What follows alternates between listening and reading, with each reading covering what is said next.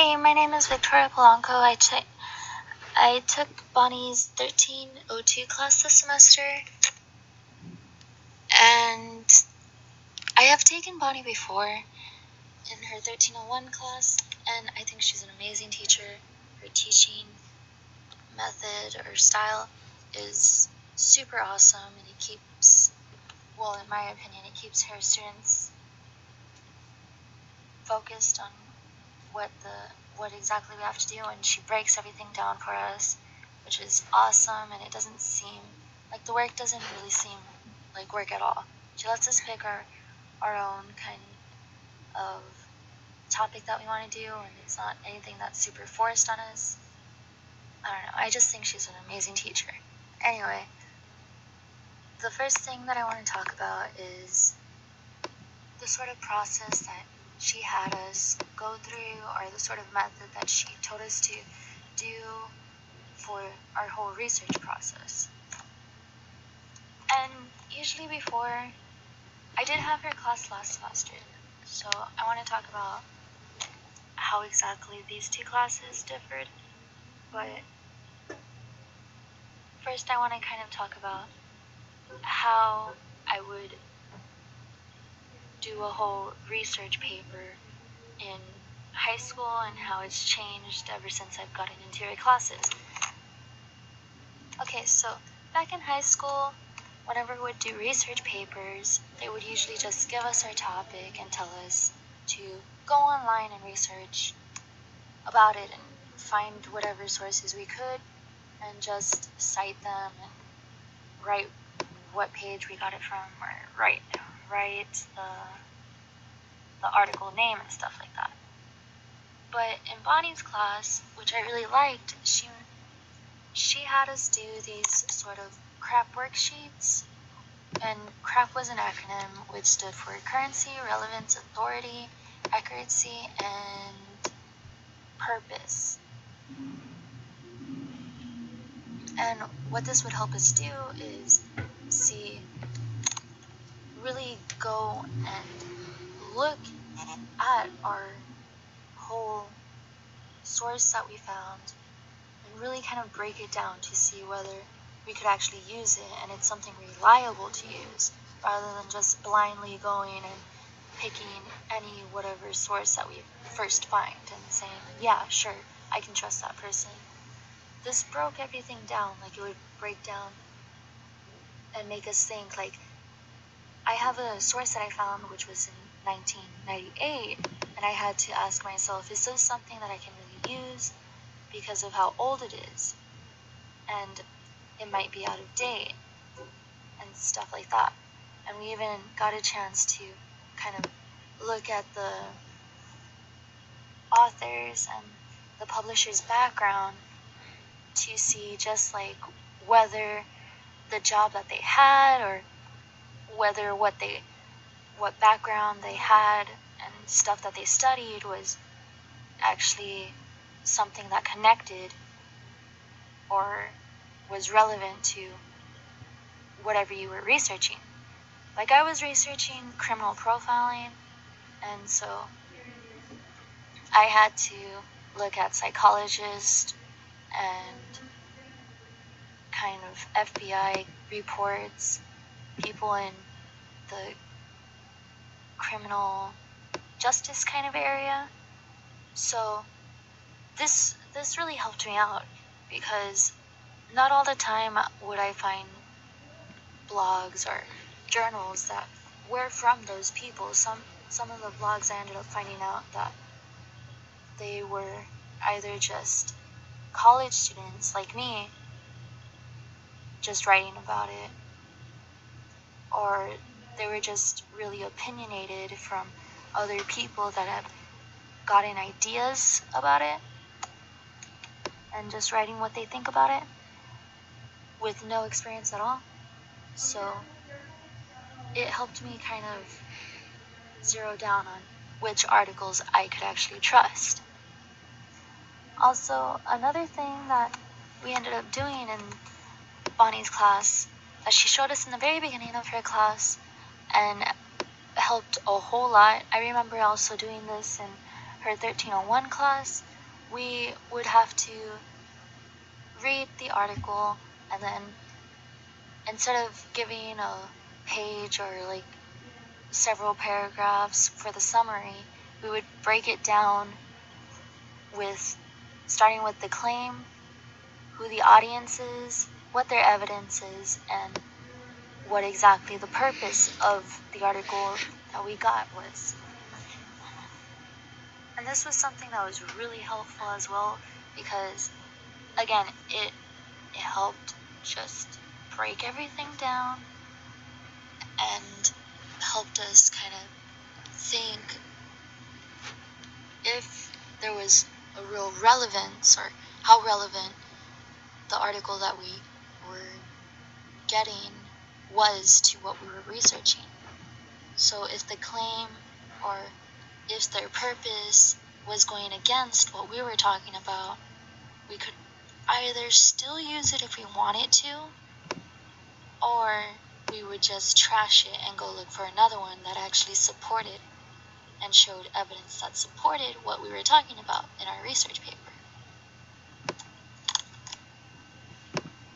So after finding all of that through the crop worksheets, we would then go and put all the research that we had done and everything that we had gone through in those sources and put it all together into a bigger picture that made us focus and realize on what the gaps were for all the articles and how they all connected, which ultimately ended up helping us find our research question. And usually, I don't know, I feel like this would have taken me a lot longer to do, but with this whole process that we ended up doing, it just felt like everything was real fast and easy. I don't know, maybe I was just making everything too hard for myself. Anyways, I did have a bit of struggles with it. Like I said, I think it's just because my topic was a bit hard to find actual useful or kind of reliable sources for, because a lot of them were lacking in evidence. But again, without this whole format that she gave us, I wouldn't have been able to realize that by just reading it. I would have ended up believing that, yeah, those sources that I was thinking about using were actually reliable.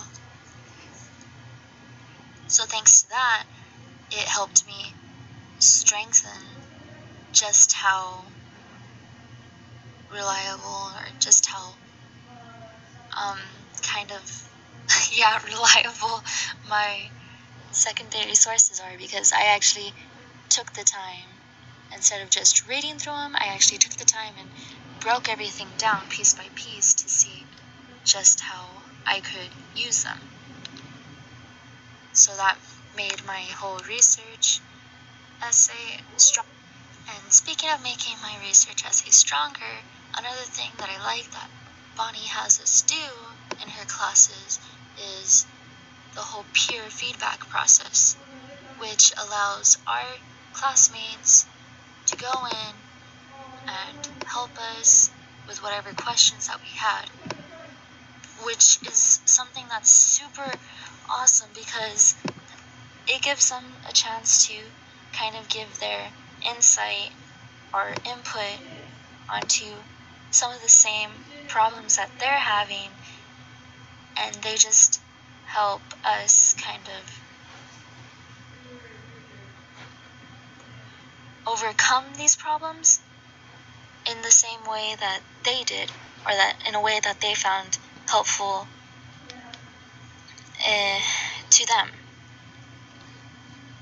instead of just leaving Bonnie to try and help us all out with just one method that she knows. We get to see all these different methods that all our classmates do. So that's the whole reason why I like that. And also, I like the way she does her peer feedback process, because usually or normally in other classes, the only feedback that we get is either from the teacher, and usually the teachers don't really write much because they have a ton of other papers that they have to look through and grade, so they don't really write much feedback. It's usually just grammar mistakes or telling us to fix one certain thesis or something like that. It doesn't go in depth and actually answer questions that we were wondering about.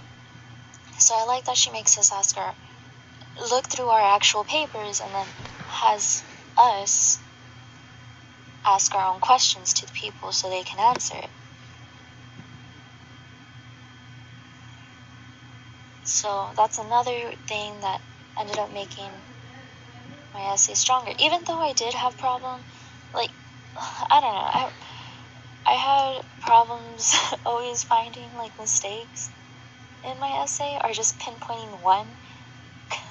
Because usually I'll just feel like my essays are always bad, but like I said, the whole feedback process that Bonnie does, it's really helpful, and I like looking at what my other classmates would say as far as what they did or what they would do in my perspective or in my place.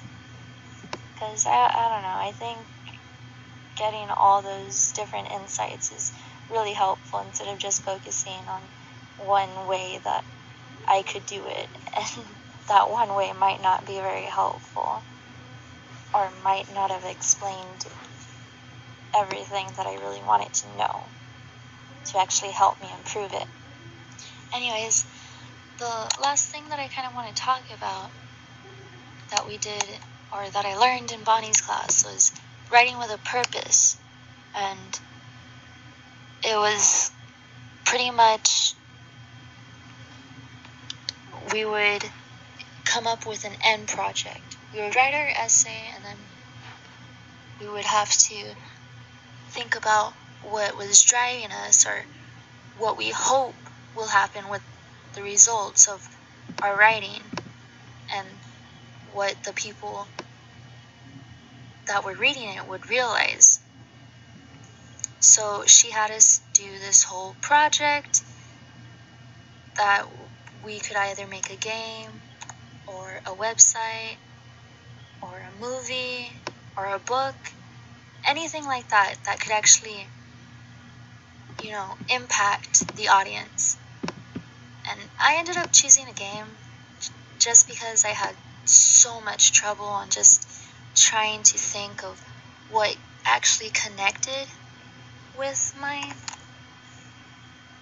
conclusion that I came up with, which was that since a lot of people didn't really kind of do their own research, they would just kind of follow everything media would say about it and kind of the easy TV kind of tropes that would portray how criminal profiling was.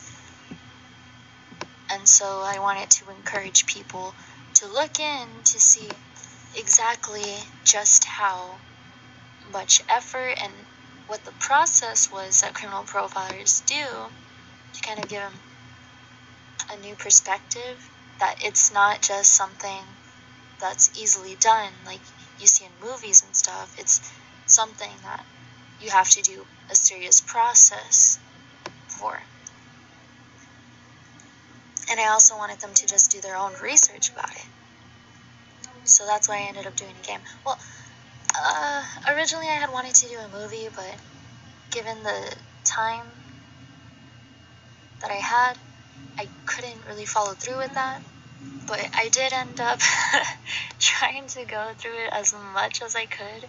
So I made a video for like a game trailer, and then I ended up making a game, which first I should probably show you the whole guideline that I went through. Like I said, I wanted to make a movie. I have my solution right here. Try to get people to do their own research or become more aware of criminal profiling rather than blindly believing what everyone says about it. And my audience was the general public. And I wanted to do a movie, but I settled on a card game, kind of like the whole murder mystery party thing, but with cards, of course. And it really just talked about the whole process that they went through. I have my whole game right here, so you can check out some of the cards I have, which was my criminal profiler, the officer, the friends, mother, the killer, and random witness, and just stuff like that to make it look like a real game and stuff. And in my instructions, I actually, for what the criminal profiler does, I put a few of the actual steps that criminal profilers do. Just like I said, because I wanted people to actually see that this is an actual process, an actual kind of method that they use. And hopefully they'll end up kind of doing their own research and giving the criminal profiling area more attention, so more research can be done over it, so we can actually try to see if we can use it for other stuff instead of just as an investigative tool for police officers and criminal investigators and stuff like that. And yeah, that was how my spring semester with Bonnie went.